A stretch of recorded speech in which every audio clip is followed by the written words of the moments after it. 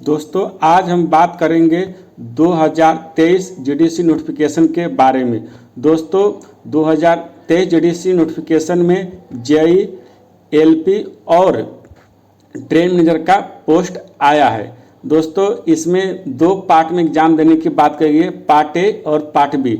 दोस्तों train manager के लिए केवल एक ही एग्जाम होगा जो कि पार्ट ए होगा, और पार्ट ए सबको एग्जाम देना है, जिसमें से 100 नंबर में से आपका 40 नंबर जीके जीएस का होगा, यानी physics, chemistry, economics, history, geography और करंट अफेयर, और 30 नंबर मैथ का और 30 नंबर रीजनिंग का होगा। दोस्तों इससे पहले नोटिफिकेशन आया था 2022 और 2019 में, जिसको सेंट्रल रेलवे ने स्थगित कर दिया है, यानी रद्द कर दिया गया है। और दोस्तों इसको वापस लेने के लिए हमारे मित्रों ने मुंबई में आंदोलन किया था, जिसका सकारात्मक परिणाम देखने को मिल रहा है। हो सकता है जीएम ने 10-15 दिन का टाइम लिया है कि इसके बारे में क्या सोचेंगे, उन्होंने बताया है, 15 दिन का टाइम लिया है। दोस्तों इससे भी पहले एक और जीडीसी नोटिफिकेशन आया था 2017 में,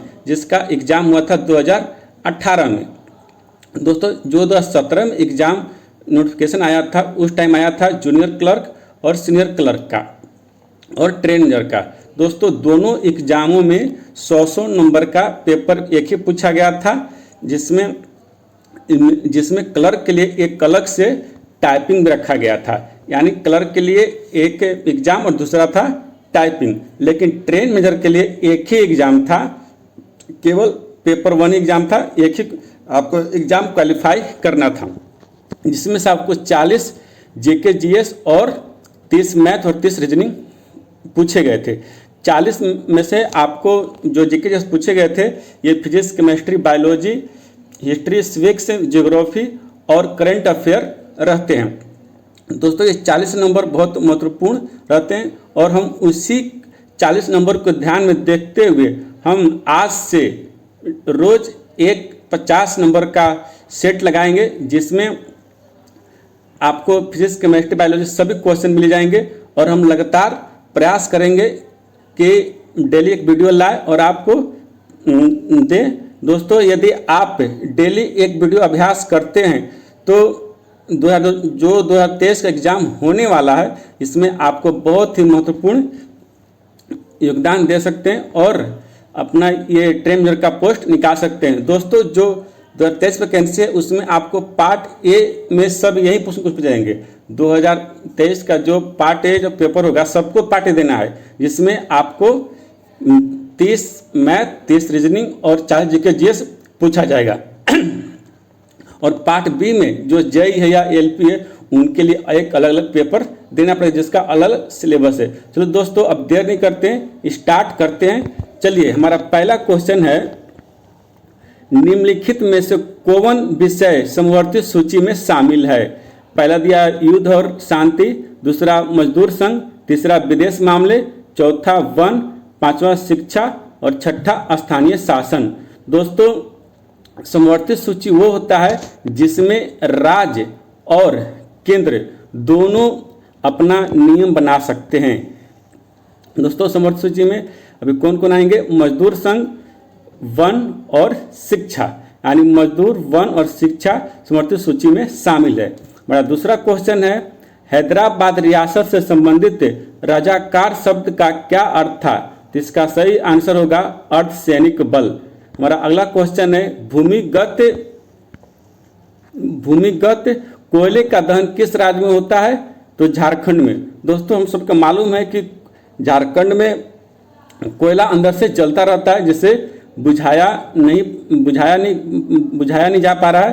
अलग अलग साइंटिस्ट आए थे लेकिन उन्हें बुझा नहीं पाए, कई सालों से अब भी दहक रहा है, यानी जल रहा है। हमारा नेक्स्ट क्वेश्चन है, निम्नलिखित भूवैज्ञानिक परिघटनाओं पर विचार कीजिए। हमारा पहला दिया हुआ है भ्रंश का विकसित होना, दूसरा भ्रंश के साथ गतिशीलता और तीसरा ज्वालामुखी उद्गार द्वारा उत्पन्न प्रतिघात और चौथा चट्टानों का वलन। तो दोस्तों ये सारे जो घटनाएं भूवैज्ञानिक परिघटनाओं से संबंधित है, यानी कि भूमि के साथ होते हैं। हमारा अगला क्वेश्चन है, किराजुतुजुनियम महाकाव्य के रचनाकार भारवी किस पल्लव शासक के दरबार में होते थे? इसका सही आंसर है सह विष्णु। और अगला क्वेश्चन है, निम्नलिखित सूफीवाद के सिलसिलों में कौन संगीत के विरुद्ध था? तो इसका सही जवाब है नक्शबंदी। पद राष्ट्रीय आय निर्देशित करता है, कारक लागत पर निबिल राष्ट्रीय उत्पाद। द जर्नल नेक्स्ट क्वेश्चन है, the journal theory of employment interest and money पुस्तक के लेखक निम्नलिखित में से कौन है? तो John Maynard Keynes. Next question है, वर्ष 1923 में बिहार में स्थापित स्वराज दल के अध्यक्ष कौन थे? तो इसका सही जवाब है नारायण प्रसाद। हमारा अगला क्वेश्चन है, भारत में राज्यों में से जूट उत्पादन की दृष्टि से बिहार का स्थान कौन सा है? द्वितीय। हमारा अगला क्वेश्चन है, इको टूरिज्म को बढ़ावा देने के लिए किस राज्य सरकार ने हर जिले में 2 लौह कुश वाटिका बनाने की घोषणा की है? इसका सही जवाब है राजस्थान। हमारा 12वां क्वेश्चन है, 2023 में अंतर्राष्ट्रीय मानक संगठन में 44वें कोपालको सम्मेलन 2023 की मेजबानी किस देश ने की है? तो इसका सही जवाब है भारत है। जब एक वस्तु ऊपर की ओर फेंके जाने पर अपने शीर्ष पर पहुंचती है तो उसका वेग शून्य हो जाता है और त्वरण लगभग 10 मीटर प्रति सेकंड स्क्वायर होता है। दोस्तों, जब वस्तु का ऊपर फेंकते हैं, जब वो अपने शीर्ष पहुंचेगा तो क्या होगा? शीर्ष पहुंचेगा तो उसकी गति शून्य हो जाएगी और नीचे की ओर गिरेगा, यानी उस पर गुरुत्वाकर्षण बल लगेगा जो कि 9.8 होता है, यानी लगभग 10 मीटर प्रति सेकंड स्क्वायर। हमारा अगला क्वेश्चन है, पूर्णतया दृढ़ वस्तु के लिए यंग प्रत्यास्थता गुणांक का मान होता है अनंत। अगला क्वेश्चन है, किसी पदार्थ के 1 घन मीटर आयतन में 1 डिग्री सेल्सियस ताप बढ़ाने पर प्राप्त आयतन में वृद्धि बराबर होती है आयतन प्रसार गुणांक के। हमारा अगला क्वेश्चन है, किसी पदार्थ को एक अवस्था से दूसरी अवस्था में कैसे परिवर्तित किया जा सकता है? इसका सही जवाब है ऊष्मीय ऊर्जा को अवशोषित और विकसित कर। नेक्स्ट क्वेश्चन है, निम्नलिखित में कौन सा एक त्रिक्षारकीय अम्ल है?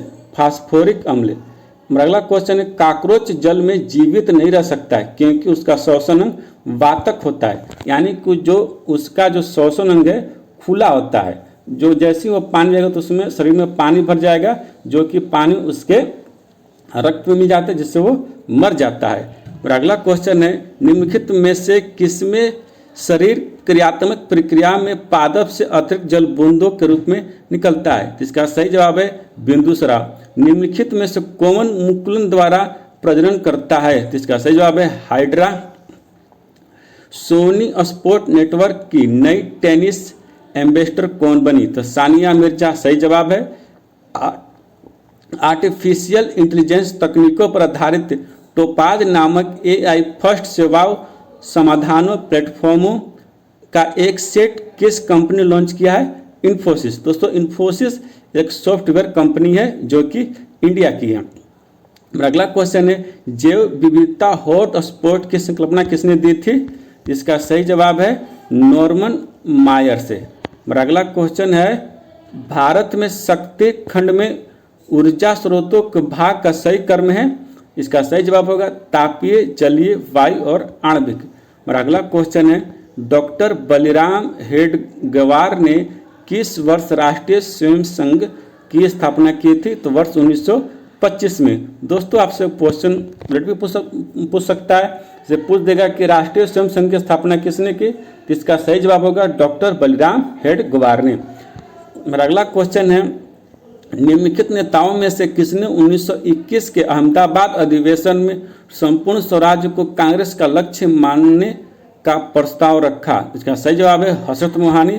दोस्तों, हमारा क्वेश्चन नंबर 27 मिलान है, यानी युद्ध दिया गया और एक तरफ उसके वर्ष दिया गया है। तो जजाऊ युद्ध कब हुआ था? तो इसका जजाऊ युद्ध हुआ था 18 जून 1707 ईस्वी में। बीजापुर का युद्ध हुआ था 13 जून 1709 ईस्वी में और करनाल का युद्ध हुआ था 24 फरवरी 1739 ईस्वी में और पानीपत का तीसरा युद्ध हुआ था 14 जनवरी 1761 ईस्वी में। भारत में सबसे पहले कम्युनिस्ट पार्टी की सरकार किस राज्य में बनी थी? तो केरल में बनी थी। भारत में उच्च निरक्षरता दर के प्रमुख कारण है जनसंख्या में उच्च दर की वृद्धि, नंबर 2 बेरोजगारी, नंबर 3 आय समानता और नंबर 4 भूमि संसाधनों की कमी। दोस्तों ये चारों ऑप्शन सही है, यानी चारों जो ऑप्शन दिए गए भारत के उच्च निर्धनता दर के प्रमुख कारण है। हमारा क्वेश्चन नंबर 30 है, भारत के संविधान के किस अनुच्छेद में उल्लेख है कि संसद में काम काज हिंदी या अंग्रेजी में किया जाएगा? तो अनुच्छेद 120 में, अनुच्छेद 120 में लिखा गया है कि भारतीय संविधान संसद में जो काम काज होता है उसकी भाषा हिंदी या अंग्रेजी रहेगी। मई 2023 में भारत और किस देश ने प्रवासन और गतिशीलता साझेदारी के साथ साथ ग्रीन हाइड्रोजन टास्क फोर्स स्थापना पर महत्वपूर्ण समझौते पर हस्ताक्षर किए? तो इसका सही जवाब है ऑस्ट्रेलिया। कृत्रिम पैरों से दुनिया की सबसे ऊंची पर्वत चोटी माउंट एवरेस्ट पर पहुंचने वाले दुनिया के पहले व्यक्ति कौन बने? तो हरि बुध मागर। एम्फीबियन पौधों को निम्नलिखित में से किस समूह में रखा गया है? ब्रायोफाइटा। हमारा क्वेश्चन नंबर 34 इसकी भी मिलान करने वाला है। लैंगरफिश द्वीप कहाँ पाया जाता है? तो लैंगरफिश द्वीप में क्या पाया जाता है? इंसुलिन, पीयूष ग्रंथि, वृद्धि हार्मोन, थायराइड ग्रंथि, कैल्सिटोनिन और एड्रिनल ग्रंथि एप्रियोनिफिन। हमारा अगला क्वेश्चन एंटीजन है। इसका सही जवाब है एंटीजन के निर्माण हेतु उत्प्रेरक। क्वेश्चन नंबर अगला है, एक वस्तु पर बल लगने के बावजूद भी किया गया कार्य शून्य हो गया यदि उसका विस्थापन शून्य हो। निम्नलिखित में से कौन सा अम्ल पानी में घुलने पर हाइड्रोजन प्लस आयन प्रदान करता है? तो एसिटिक अम्ल। किसी उदासीन परमाणु से इलेक्ट्रॉन का नुकसान कौन सी प्रक्रिया कहलाता है? ऑक्सीकरण। मोह असंगतता अलग करती है क्रस्ट तथा मेंटल को। 2023 में संयुक्त राष्ट्र शांति सैनिकों को सर्वोच्च सम्मान हेमा मार्क्स गोल्ड मेडल से किस देश के सैनिकों को सम्मानित किया गया है? भारत। भारत ये भारतीय उद्योग परिसंघ के अध्यक्ष कौन बने? आर दिनेश। हमारा क्वेश्चन नंबर 42 भी मिलान का है, इसमें क्रांति और से संबंधित दिया गया है। तो गोल्डन क्रांति किससे संबंधित है? तो बागवानी और शहद से। ग्रे क्रांति संबंधित है पेट्रोलियम उत्पादन से। पीली क्रांति संबंधित है तिल उत्पादन से, यानी तिलहन उत्पादन से। काली क्रांति संबंधित है पेट्रोलियम उत्पादन से। हमारा अगला क्वेश्चन है क्वेश्चन नंबर 44, विश्व खाद्य सुरक्षा दिवस 2023 कब मनाया गया? तो 7 जून को। निम्नलिखित में कौन सा युग में सही नहीं है? तो केंद्रीय अन्वेषण ब्यूरो का स्थापना कब हुआ था? 1963 है, यानी केंद्रीय अन्वेषण ब्यूरो बोले तो CBI।